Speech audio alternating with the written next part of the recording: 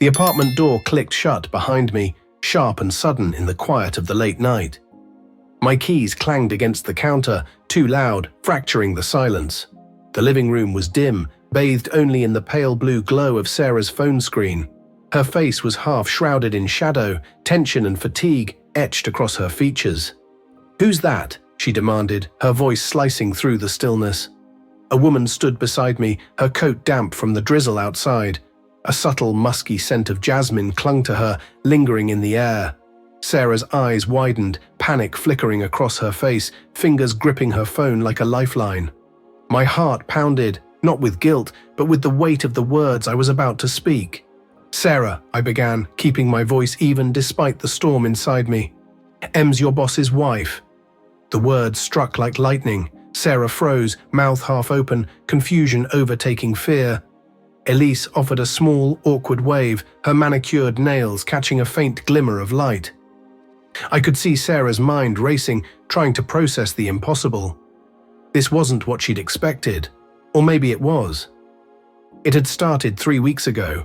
A text pinged my phone. At 2 a.m., Sarah was asleep, her breathing soft and steady, but I lay awake, staring at the ceiling. The message came from an unknown number. "We need to talk about Sarah." My stomach churned. I didn't reply. The next night, another message arrived. "Check her DMs. You deserve to know." I laughed it off, probably spam, but the seed of doubt had been planted. A small, gnawing uncertainty. Sarah's phone was practically glued to her hand. Notifications silenced, screen locked behind a passcode. I had no idea what she was doing. Lately, she seemed distant. Her laughter sounded forced, her eyes drifting away whenever I asked about her day. After that, the apartment felt different. The sleek hardwood floors, the exposed brick walls we once adored, they now felt cold and sterile. I began noticing things I had previously ignored. Her late nights at the office, the subtle new perfume, the way she angled her phone away when texting. I checked her Instagram. Nothing obvious, just vague captions over filtered sunsets, chasing dreams. But then the comments, her boss Derek always there, liking posts, leaving emojis, winking faces, hearts. Each time I saw them, my jaw clenched. I didn't confront her. I watched. I rationalized. She was ambitious, climbing the ladder at her tech startup. Derek was just supportive, right? Then I saw the Venmo payments, small, sporadic, labeled as coffee or lunch from Derek. My chest burned with a mix of shame and anger. Was I paranoid, or was she slipping away from me? Then came Elise. I met her by chance at a coffee shop near Sarah's office, the kind with overpriced lattes and exposed pipes. She was crying, mascara streaked, hands trembling over a cold brew. "You're Sarah's husband, right?" she asked, her voice fragile. I nodded cautiously. She leaned in, whispering, "Derek's cheating." "I think it's with her." Air left my lungs. Elise showed me screenshots, vague but damning. "Miss you already. Can't wait for Thursday." Sent to a contact labeled S. My Sarah. I wanted to call Sarah immediately, demand answers, but Elise stopped me. "We need proof," she said, voice fragile yet firm. She had been tracking Derek through a shared app, noticing late-night hotel visits. Sarah had claimed a team dinner that Thursday. I had believed her. Why wouldn't I? Elise and I became allies, bound by suspicion and pain. We traced digital breadcrumbs, LinkedIn connections, tagged photos, even Derek's fitness app, where his runs ended near our apartment. Each piece of evidence cut deeper. I hated myself for doubting Sarah, but the proof seemed relentless.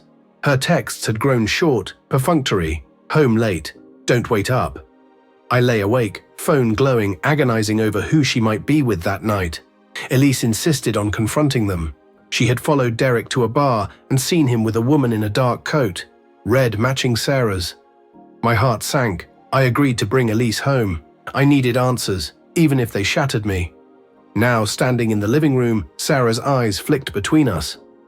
"What's going on?" she asked, voice trembling. I wanted to erase the last 3 weeks. Hold her close, but the truth hit me like a tidal wave. "Sarah," I said, throat tight, "are you sleeping with Derek?" The question hung in the heavy air, the rain outside tapping against the windows. Her face crumpled, not in guilt, but in shock. "What?" "No," she cried, stepping toward me. Why would you think that? Elise cut in, cold. Don't lie, I've seen the texts, the hotels. Sarah's gaze darted from Elise to me, tears welling. You think I'd do that to you? She whispered. My resolve faltered. Her pain felt real, but so did mine. Then her phone buzzed. She glanced at it, face paling.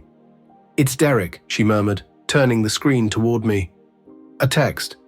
I'm sorry, Sarah. I told her it was you. I didn't know what else to say. My blood ran cold. Elise grabbed the phone, hands shaking. He's covering for someone else, she said, voice breaking. It's not Sarah. The room spun. Sarah's sobs filled the silence, raw and jagged. I've been working late for a promotion, she said, words tumbling out. Derek's mentoring me, that's all, I swear. She showed me emails, calendar entries, endless meetings. No hotels, no Venmo payments for lunches. She had covered for the team. The red coat at the bar, a co-worker, not her. Elise sank onto the couch, face ashen. Then who? She whispered. My anger shifted, not at Sarah but at Derek, and at myself for letting suspicion poison our marriage. I had allowed a stranger's messages to unravel years of trust. Sarah reached for my hand, fingers cold. I love you, she said, voice cracking. I wanted to believe her, but the doubt lingered. A ghost in the room. The twist came later that night, after Elise left. Sarah's phone lit up with a notification from a private Instagram account. I didn't recognize the photo. Derek's arm around a woman in a red coat, tagged at a hotel. Not Sarah. Caption, caught you. Sent by Elise. She had known all along, hadn't she? Used me, fed my fears to trap her husband. And I had almost lost Sarah in the process.